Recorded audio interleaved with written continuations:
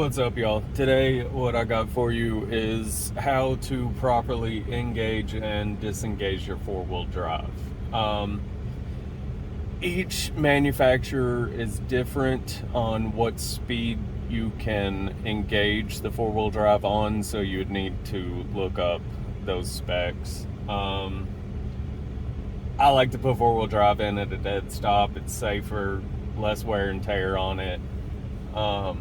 Also, maintenance-wise, you are going to want to change out all diff fluid and trans fluid at around 75,000 miles. You can do it at 50,000, so that way it's an easy number to remember. But 75,000 is at about max what you want to do. Your diff fluid is the most overlooked maintenance that gets done besides your cabin air filter. Nobody ever touches those half the time, and they are absolutely disgusting.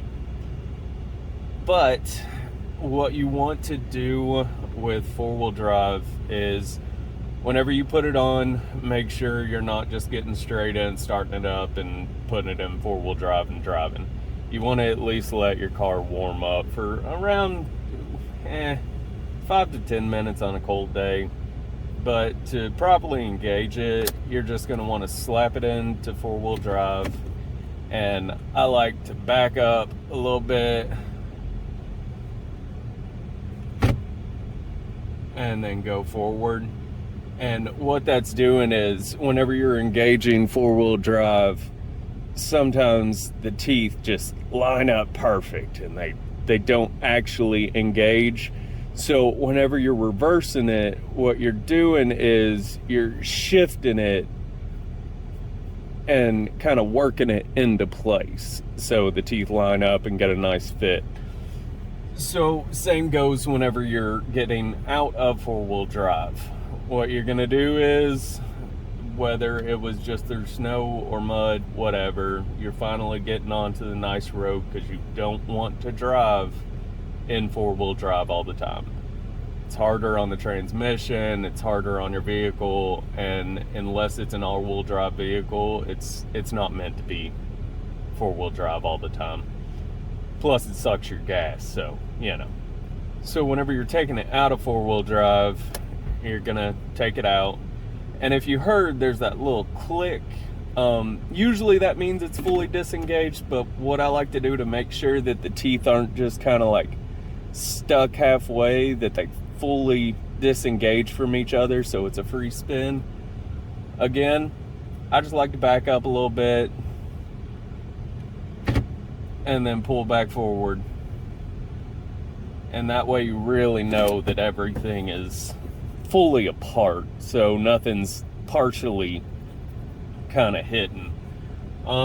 That's another reason why I like to do it at a full stop, because whenever you're going and you're doing it at whatever the manufacturer says, whether it's 30 miles an hour or 40, whatever, that you can engage it, your tires are spinning, and then all of a sudden this thing, your 4x4 locker wants to engage. So this is spinning and that just slams against it. And so you're getting a real hard lock.